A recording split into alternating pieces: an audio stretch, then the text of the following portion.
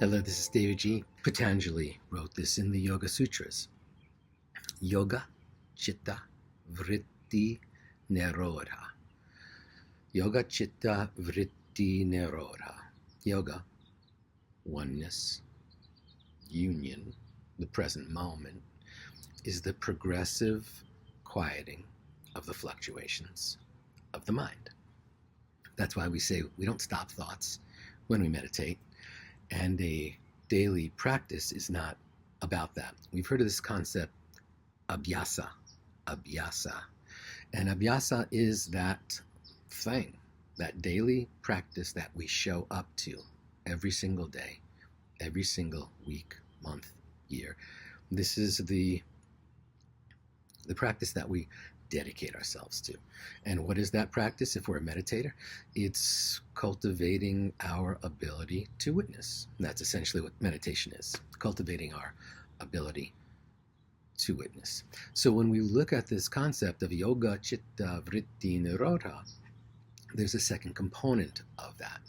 And that second component that Patanjali speaks of is viraghya, which is non-attachment. So if we have a dedicated practice, Abhyasa, and we are also dedicated in that practice to non-judgment or witnessing or viraghya, not being attached to those fluctuations that come in and out of our awareness, that's how we manage to integrate this philosophy into our daily living. And that's the beauty of this particular practice. That's what this is all about. It's about understanding these concepts and then being able to integrate them into each of the steps that you take in your life. This theory without the practical application doesn't really mean anything. And that's why it's so important for us to get comfortable with the daily practice. Important for us to meditate to start our day, meditate to end our day, create those bookends of our day. And in that proactive process, because of course we can do all the things of de-stressifying in the moment or after the moment, but meditation is a proactive process that allows us to show up with greater witnessing awareness, allows us to show up with greater patience, allows us to show up with a greater understanding, greater empathy of what this moment brings. If fear comes into you through these teachings, we allow it.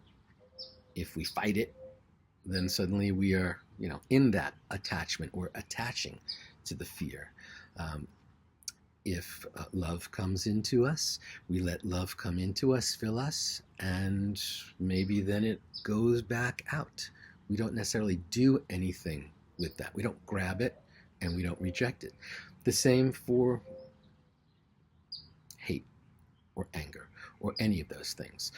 As the cultivators of our ability to witness, we let things come in, we let things go out. That allows us to live with greater grace and ease in the real world.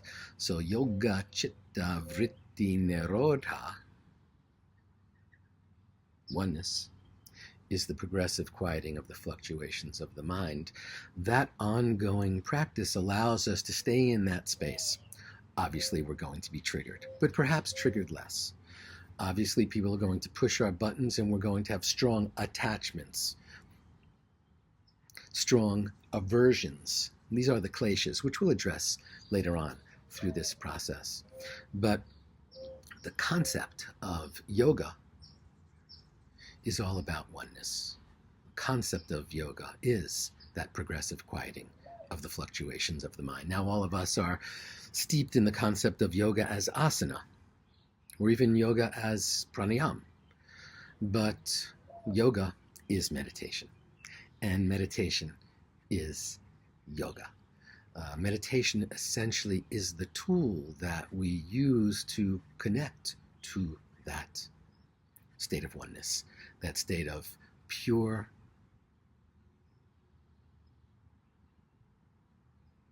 flow.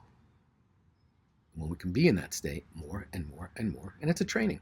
That's why we call it a practice, because we want to get comfortable with our daily practice. And if we show up every single day, and certainly if we start our day with that seed of stillness and silence, that makes all the difference.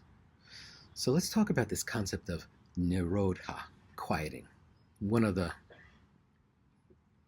obvious myths of meditation is that we meditate to stop thoughts. Well, that's not going to happen. With 60,000 to 80,000 thoughts a day, we're not stopping them, and our goal is not to stop them. And that's why this concept even of monkey mind is a little out there, because our mind is not a monkey. Be kind to the monkeys. Our mind is this fluctuating receiver of impressions. And we'll address that later when we talk about the layers of life and how our mind actually works and what's the definition of our mind. But one of the most important things that we can remember is that we're human beings, we're mortal, we're frail. We will leave this earth plane, but while we're here, we have the opportunity to be reactive or to be tranquil, to be attached or to be witnessers. And every time we show up to meditate, that's what we're doing. We're cultivating our ability to witness just a little bit more. So that's why we're not trying to have an experience necessarily in our meditation practice. A lot of people say, oh, that meditation was very turbulent, or that meditation, I fell asleep, or that meditation had this experience in it. We don't care. The purpose is just to show up.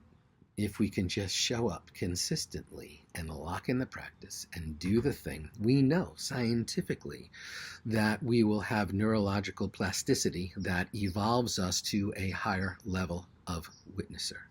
We know that through this practice of witnessing, we will become more accepting, scientifically proven at this point in our lives. The part of the brain that actually is responsible for witnessing and responsible for secondary motor actions suddenly eases down. We become better acceptors just by showing up every single day.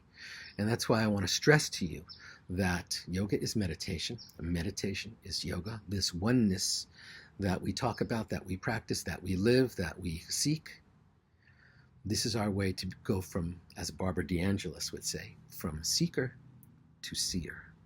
From seeker to seer. That's what becoming the master witness is all about.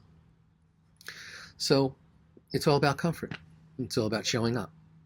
It's all about knowing that if you do this thing, the benefits, the physical, the emotional, the mental, the spiritual benefits will just flow to you and unfold from inside of us.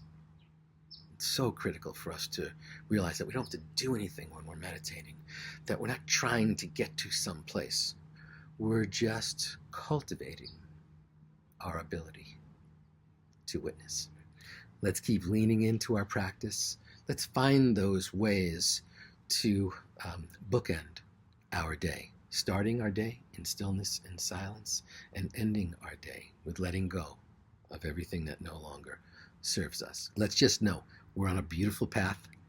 Yoga Chitta Vritti Nirodha. Let's use that as our mantra throughout the course of the day, knowing that oneness is not stopping thoughts, not doing anything with them, just progressively quieting the fluctuations of our mind. Namaste.